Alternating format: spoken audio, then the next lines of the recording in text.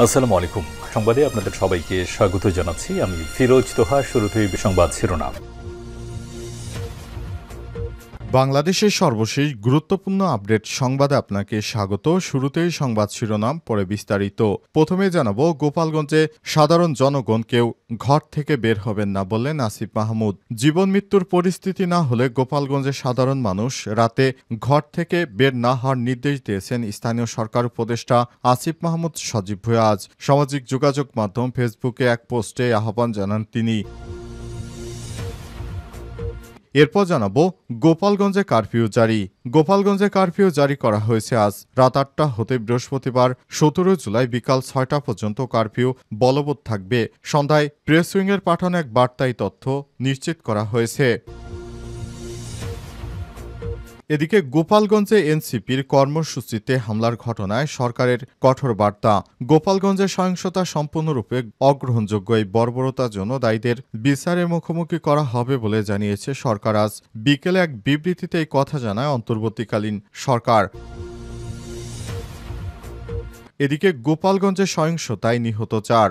গোপালগঞ্জে দেশীয় জাতীয় নাগরিক পার্টি এনসিপির সমাবেশে হামলার ঘটনাকে কেন্দ্র করে পুলিশের সঙ্গে নিষিদ্ধ ঘোষিত ছাত্রলীগের সংঘর্ষে ৪ জন নিহত হয়েছে। এতে পুলিশও আহত হয়েছে বেশ কয়েকজন। আহতদের বিভিন্ন হাসপাতালে ভর্তি করা হয়েছে। এবং সর্বশেষ জানাবো, সেনাবাহিনীর সহায়তায় গোপালগঞ্জ ছাড়লেন এনসিপি নেতারা। গোপালগঞ্জে রাজনৈতিক উত্তেজনার মধ্যে সেনাবাহিনীর সহায়তায় নিরাপদে জেলা ছাড়লেন এনসিপির শীর্ষ নেতারা।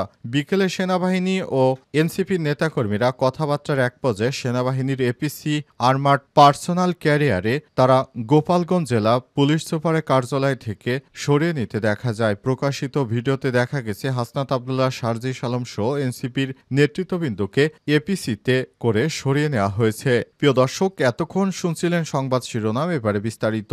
তবে তার আগে বন্ধুরা, অনুরোধ থাকবে এই সংবাদটিতে একটি লাইক দিন। এই চ্যানেলে আপনি নতুন হয়ে থাকলে আমাদের সংবাদটি দেখতে দেখতে চ্যানেলটি সাবস্ক্রাইব করে রাখুন। কমেন্ট করে বন্ধুরা আপনার মূল্যবান মতামত জানিয়ে দিন আপনি বিশ্বের কোন দেশ থেকে বা বাংলাদেশের কোন স্থান থেকে আমাদের সংবাদটি দেখছেন এবং শুনছেন। আর বন্ধুরা, এই সংবাদটি আপনার সোশ্যাল মিডিয়া ফেসবুকে শেয়ার করে বন্ধুদেরও দেখার সুযোগ করে দিন। এবারে বিস্তারিত।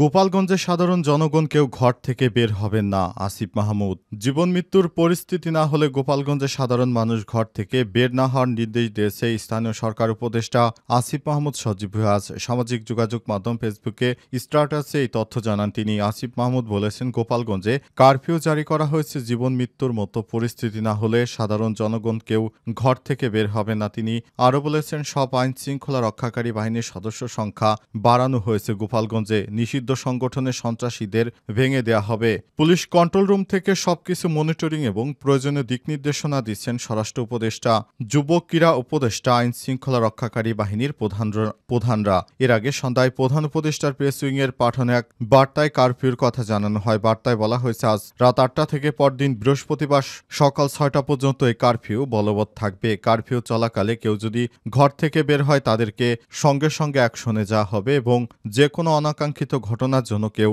দায়ী থাকবে না। আগেই প্রশাসনের পক্ষ থেকে এই ধরনের জরুরি নির্দেশনা জারি করা হয়েছে, যাতে গোপালগঞ্জে কেউ ঘর থেকে বের না হয় আর কেউ যেন এই সন্ত্রাসী ছাত্রলীগের নেতাকর্মীদেরকে প্রশ্রয় না দেয়। ব্যাপারে সরকারের পক্ষ থেকে জরুরি নির্দেশনা জারি করা হয়েছে। যারা আজ সারাদিন সন্ত্রাসী কর্মকাণ্ড করেছে, যারা জেলখানায় হামলা চালিয়েছে, পুলিশের গাড়ি ভাঙচুর করেছে, ইউএনওর গাড়ি ভাঙচুর করেছে এবং যেসব সন্ত্রাসীরা শিক্ষার্থীদের উপর হামলা চালিয়েছে, পুলিশ সদস্যদের উপর হামলা চালিয়েছে, তাদের শেষ না দেখা পর্যন্ত আইন শৃঙ্খলা রক্ষাকারী বাহিনী থামবে না। গোপালগঞ্জে কারফিউ জারি। গোপালগঞ্জে কারফিউ জারি করা হয়েছে। রাত ৮টার পর বৃহস্পতিবার ১৭ জুলাই সকাল ৬টা পর্যন্ত কারফিউ থাকবে।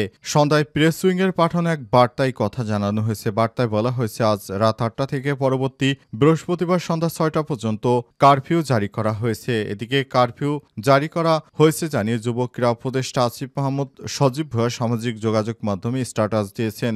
এ সময় সেখানে বিপুল সংখ্যক সেনা সদস্য, আইন শৃঙ্খলা রক্ষাকারী বাহিনীর সদস্যদেরকে মোতায়েন করা হয়েছে। পুরো গোপালগঞ্জকে এবার নিরাপত্তার চাদরে ঢেকে ফেলা হয়েছে, যাতে করে কোনো অনাকাঙ্ক্ষিত ঘটনা আর কোনো সন্ত্রাসীরা না ঘটাতে পারে। আজ সারা দিনব্যাপী যে ধরনের কর্মকাণ্ড ঘটিয়েছে, তাতে করে তাদের বিরুদ্ধে এবার চড়াও হয়েছে প্রশাসনের পক্ষ থেকে বারবার বলা হয়েছে, শান্তিপূর্ণ কর্মসূচিতে কেউ যদি বাধা দেয় তাহলে তাদের বিরুদ্ধে কঠোর পদক্ষেপ গ্রহণ করবে বাংলাদেশের আইনশৃঙ্খলা রক্ষাকারী বাহিনী। কিন্তু দেখা গেল সর্বশেষ এই নিষিদ্ধ সংগঠনের সদস্যরা তারা ব্যাপক হারে আজ সারাদিন পুলিশের উপর হামলা চালিয়েছে।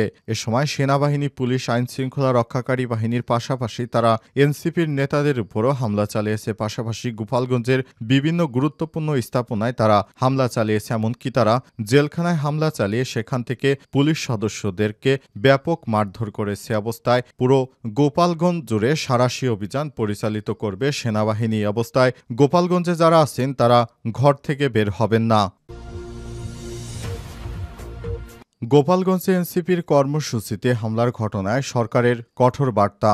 গোপালগঞ্জে সহিংসতা সম্পূর্ণরূপে অগ্রহণযোগ্য। এই বর্বরতার জন্য দায়ীদের বিচারের মুখোমুখি করা হবে বলে জানিয়েছে সরকার। আজ বিকেলে এক বিবৃতিতে এই তথ্য জানিয়েছে ইউনূস সরকারের প্রতিনিধিরা। বিবৃতিতে বলা হয়েছে, বিপ্লবী আন্দোলনের ১ বছর পূর্তি উপলক্ষে তরুণ নাগরিকদের শান্তিপূর্ণ সমাবেশ করতে বাধা দেয়া তাদের মৌলিক অধিকার লজ্জাজনক লঙ্ঘন।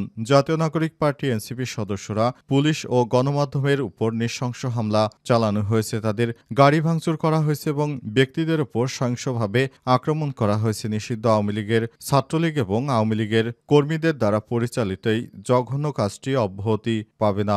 অপরাধীদের দ্রুত চিহ্নিত করতে হবে এবং তাদের সম্পূর্ণ জবাবদিহিতা করতে হবে। বাংলাদেশে কোনো নাগরিকের বিরুদ্ধে এই ধরনের সহিংসতার কোনো স্থান নেই। প্রশাসনের সাহসের প্রশংসা করে বিবৃতিতে বলা হয়েছে, আমরা সেনাবাহিনী এবং পুলিশের তাৎক্ষণিক হস্তক্ষেপের জন্য তাদের প্রশংসা করি এবং এই বিদ্বেষপূর্ণ হুমকি সত্ত্বেও যারা আমাদের সমাবেশ চালিয়ে গেছেন তাদের স্থিতিস্থাপকতা এবং সাহসের প্রশংসা করি। এই বর্বরতার জন্য দায়ীদের বিচারের মুখোমুখি করা হবে জানিয়ে বিবৃতিতে আরও বলা হয়েছে, এটি সম্পূর্ণরূপে স্পষ্ট করে দেওয়া উচিত যে আমাদের দেশে সহিংসতার কোনো স্থান নেই। ন্যায় বিচার অবশ্যই জয়লাভ করবে এবং করবে।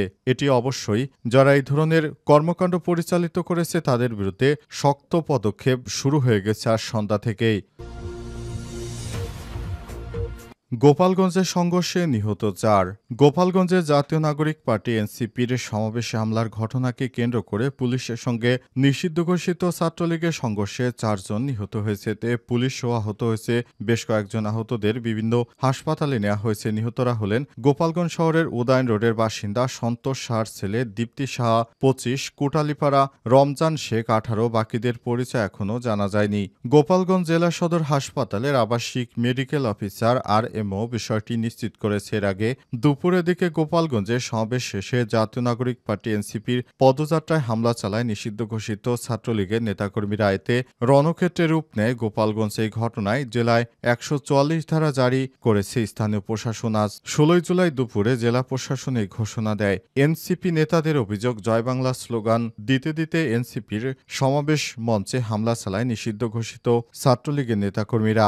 দুপুরের দিকে শহরের সমাবেশ স্থলে তারা হঠাৎ করে মিছিল নিয়ে এসে মঞ্চে চড়াও হয়। এ সময় সাউন্ড বক্স, মাইক ও চেয়ার ভাঙচুর করার পাশাপাশি এনসিপির উপস্থিত নেতাকর্মীদের মারধর করে তারা। তখন হামলাকারীরা কয়েকটি ককটেল বিস্ফোরণ ঘটায়। পরে আওয়ামী লীগ ও নিষিদ্ধ ঘোষিত সংগঠন ছাত্রলীগের হামলার কারণে গোপালগঞ্জ পুলিশ সুপারের কার্যালয়ে আশ্রয় নেন এনসিপির নেতারা।